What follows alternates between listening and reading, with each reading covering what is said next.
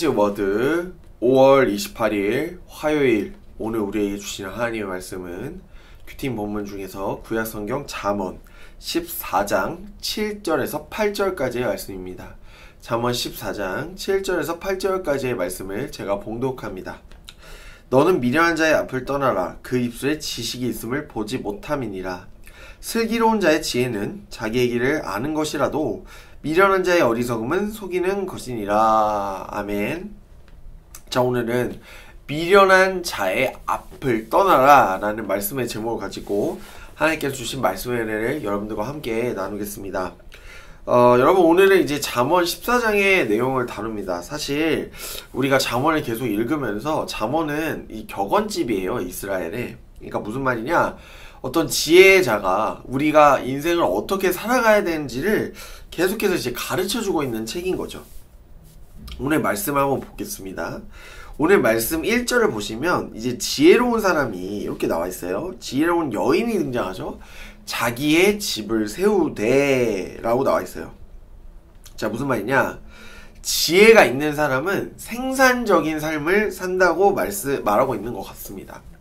다시 말해서 지혜로운 여인은 가정을 세우고 이 가정의 평화, 다른 말로 이제 히브리어로 샬롬이라고 하거든요. 샬롬을 가져다 준다고 말하고 있어요.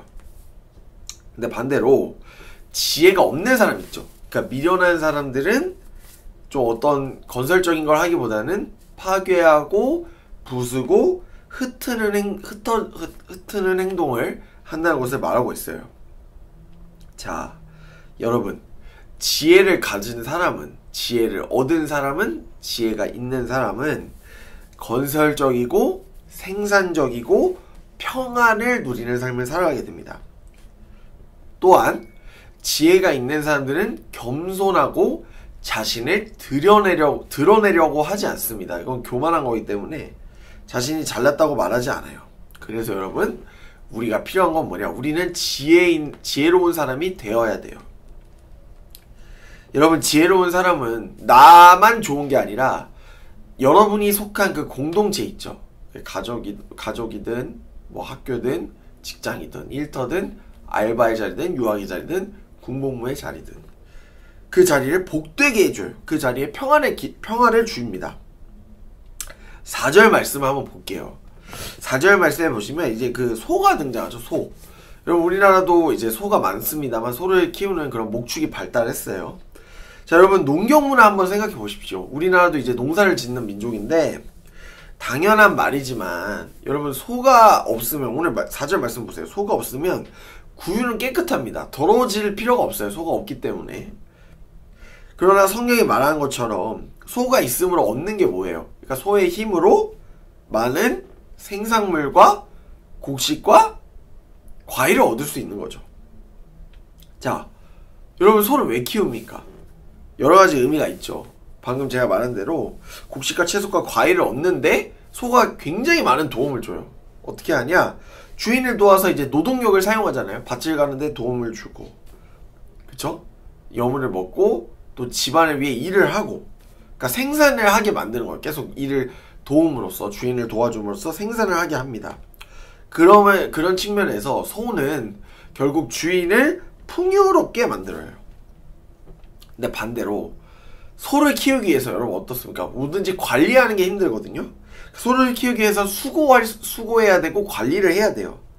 그러니까 작은 불편함도 감수해야 되는 거죠. 소를 키우려면. 어떤 일이 있죠? 소에게 여물을 계속 줘야 돼요. 먹이를 줘야 되고, 배설물이 있으면 치워줘야 되고, 씻겨야 되고, 아픈지 안 아픈지 확인해야 되고, 외양간 깨끗하게 해야 되고. 그런데 여러분, 이런 수고를 통해서 더 큰 걸 얻잖아요.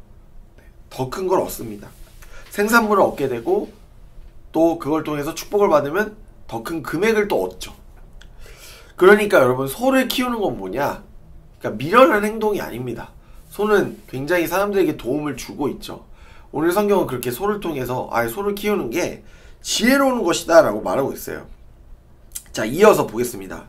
5절 말씀을 보시면 이제 신실한 증인과 거짓 증인이 등장해요. 자, 이게 법정에서의 이야기입니다. 자, 신실한 증인은 사실 있는 그대로 말해요. 이런 일이 있었고요. 저런 일이 있었습니다. 저는 이렇게 증언합니다. 라고 효력이 있죠. 그러니까 거짓말을 하지 않아요. 그런데 반대로 여기 보시면 거짓 증인이 등장하죠. 거짓 증인은 어때요? 그냥 거짓말해요. 입만 열면은. 이렇고요. 한데 거짓말이에요. 6, 7절 말씀을 계속해서 보시면 이 좀 안 좋은 사람들이 등장합니다. 거만한 자, 명철한 자, 미련한 자들이 등장해요.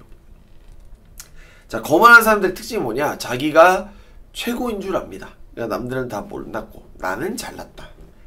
그 다음에 내 말이 맞고 내 생각이 정답이야. 넌 틀렸어.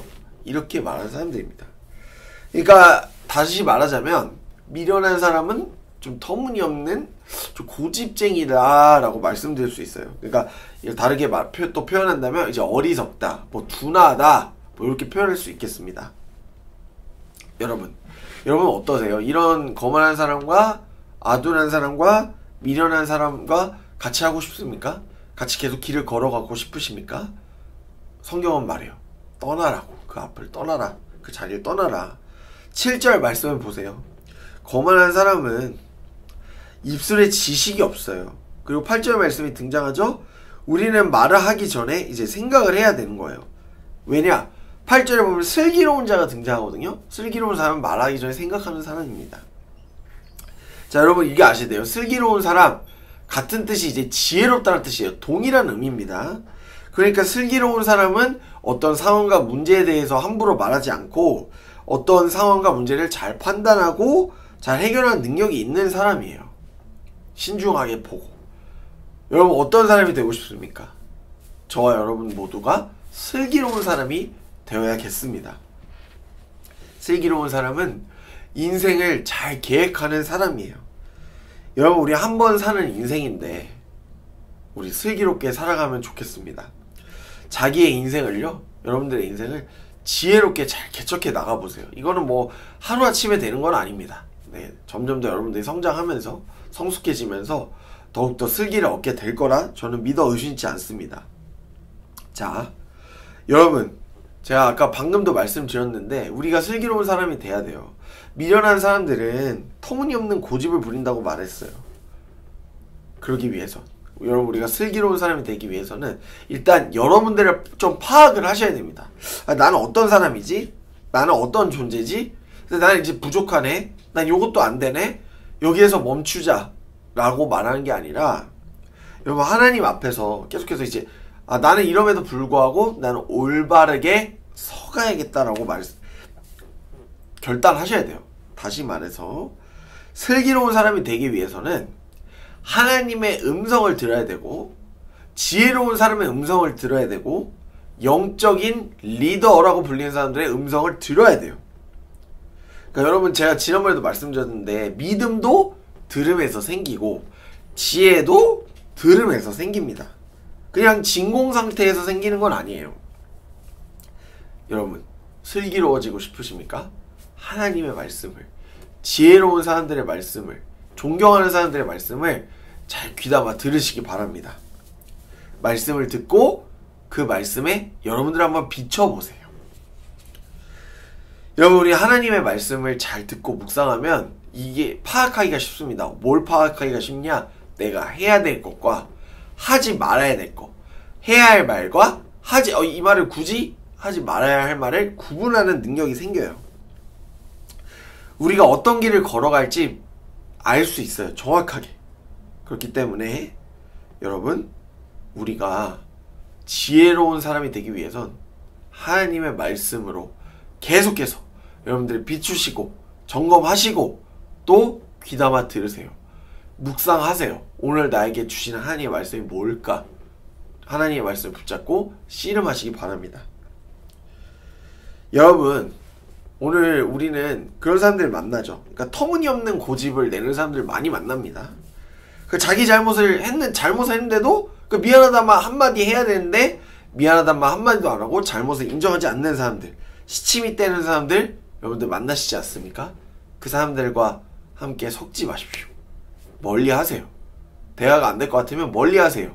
논쟁이 생길 것 같으면 멀리 떠나십시오. 그 자리를 뜨세요. 무시하세요.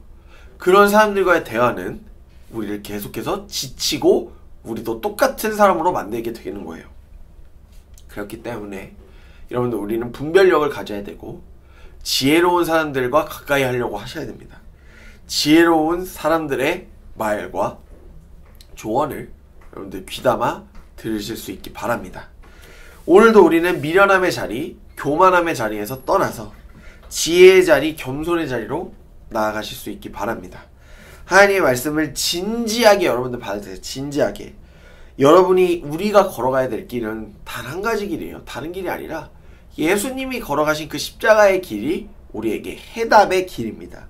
그 길에는 여러분들 지혜가 있고 생명이 있음을 여러분들 믿으실 수 있기 바랍니다.